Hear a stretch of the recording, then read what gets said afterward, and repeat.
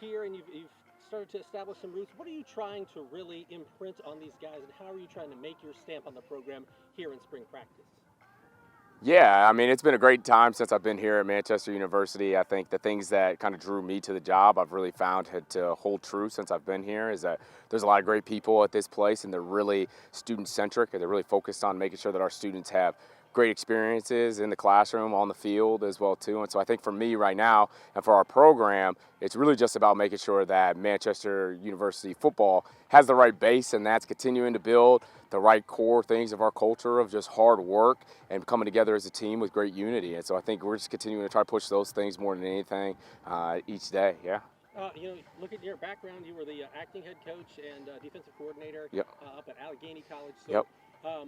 what do you, football-wise, what do you try to impart, and what are some of your philosophies on the football field that you're trying to implement here at Manchester University? Yeah, I think the interesting thing for me, I think that most people always ask me the first thing is like, "Hey, are you an offensive specialist guy? Are you a defensive specialist guy?" And I always tell them like, "I'm just a football coach. I've been fortunate enough to spend half my career coaching offense, half my career coaching defense. I've called offenses before, I've called defenses before, I've called special teams for a long period of time. So in terms of like specialties, I kind of just football overall in general. And then one of the things that has also helped me to learn is how much commonality there is throughout different positions inside of the ball.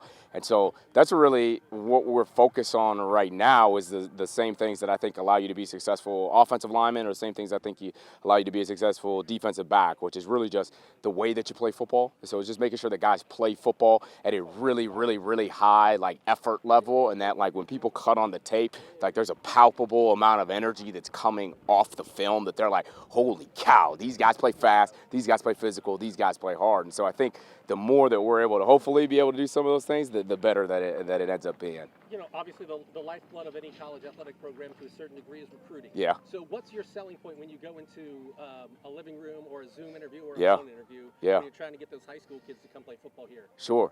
So I think it's two things. One, I think is, hey, come down to our place, get a chance to meet all the people here, get a chance to meet the great faculty, get a chance to meet the great, admission staff, the people that work here, the support staff, people in our student life.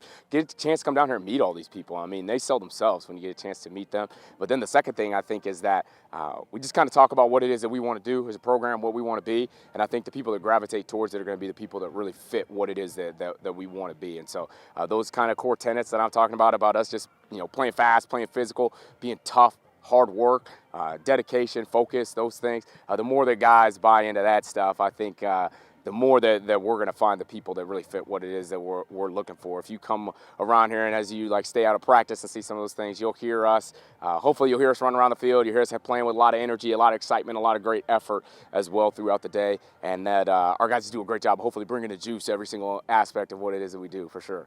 Obviously, when you take a look at the recent history, it hasn't gone as many Manchester fans would have liked. 1-9 last season. You guys haven't had a winning season here since 2017. So, how do you take that challenge on, and how do you look forward to turning the tide, if you will, and maybe rebuilding a program here in Manchester as a head coach?